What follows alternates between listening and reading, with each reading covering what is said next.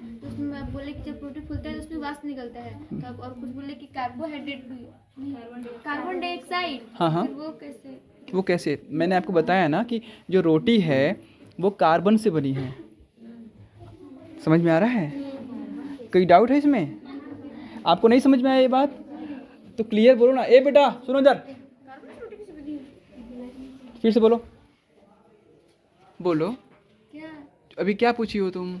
आप जैसे कि आटा हम गूंथते हैं तो आप बोले कि फूलता है, तो वो जो गूंथते इसमें पानी का यूज किया है वो वाष्प में निकलता है। हाँ हाँ, तो आप बोले कि कार्बन डाइऑक्साइड, हाँ। कार्बन डाइऑक्साइड कैसे?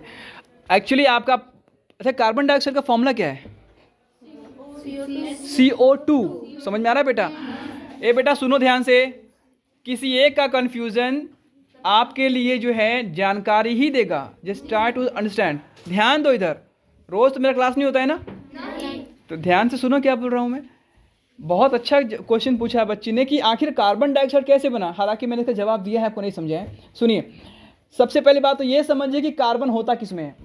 सुन लीजिए ध्यान से, बायोलॉजी यानी कि जीव शास्त्र में पूरे वर्ल्ड को दो भागों में बांटा गया है।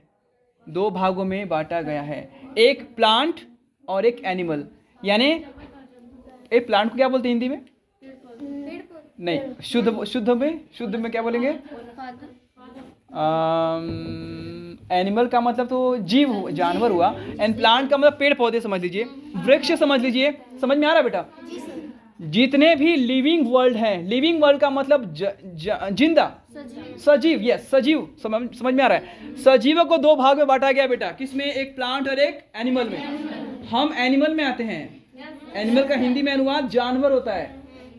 यस, हंसने की बात नहीं है। हम, अरे सिंपल सी बात है, हम प्लांट तो है नहीं, तो हम एनिमल ही हुए ना। हम एनिमल हैं, मगर मनुष्य वाले एनिमल हैं। समझ में आ रहा है? ठीक है, तो बोलने का मतलब ये है आप किसी भी चीज को जलाइए, ध्यान से सुनना मेरी बात को, आप किसी भी चीज को जलाइए, अगर उस जलने के बाद उसका रंग काला पड़ जाए तो वो कार्बन से बना हुआ है। रोटी को जलाते हैं तो कौन सा रंग आता है? काला। कपूर जलाते हैं तो कौन सा रंग आता है? काला। घी का दिया जलाए या तेल का दिया जलाए? काला। चावल जले तो कौन सा रंग आएगा? काला। लकड़ी जले तो कौन सा रंग आएगा? काला। अगर एक गोरा लड़का या गोरा लड़की धूप में अगर रहे रोज तो कौन सा रंग होगा? काला। अरे लाल थोड़ा सा होता है दिखने के लिए कि वो लाल हो गया, बट फाइनली वो काला ही होगा। नहीं समझ में आ रहा है? हर वो चीज जो जलने के बाद ब्लैक कलर शो करे वो वो कार्बन ही है। बात समझ में आया? हम जो खाएं वो कार्बन ही है। अरे हम नॉन वेज खाएं, मुर्गा खाएं, बकरा खाएं, वो भी तो घास ही खा रहा है ना। तो घास में क्या है? घास में क्या बनता है? ग्लूकोज बनता है, कार्बोहाइड्रेट होता है। यस और नो बेटा? बकरे ने घास को खाया, बकरे को आदमी ने खाया, तो आदमी ने सीधे कार्बन को ही खाया ना बेटा।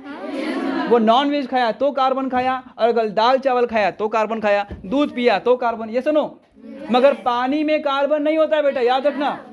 पानी का फॉर्मूला क्या है? H2O।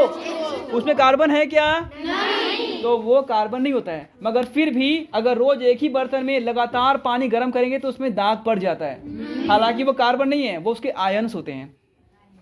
अच्छा ये बात छोड़ो, तो मैं क्या बता रहा था कि कार्बन सब में है। तो आपने जो रोटी बनाने के जो आटा को जो गूंथा हुआ है उसमें कार्बन है, जब जलेगा तो काला रंग आएगा ही। तो उस साबित किया कि मैं कार्बन से बना हूं। अब उस कार्बन का रिएक्शन, सुनो ध्यान से बेटा, उस कार्बन का रिएक्शन हवा से होता है। हवा में रोटी बनाती हो ना? यस और नो? तो हवा में क्या है? ऑक्सीजन। उसका रिएक्शन से क्या बनेगा? Carbon dioxide. समझ में आई बात?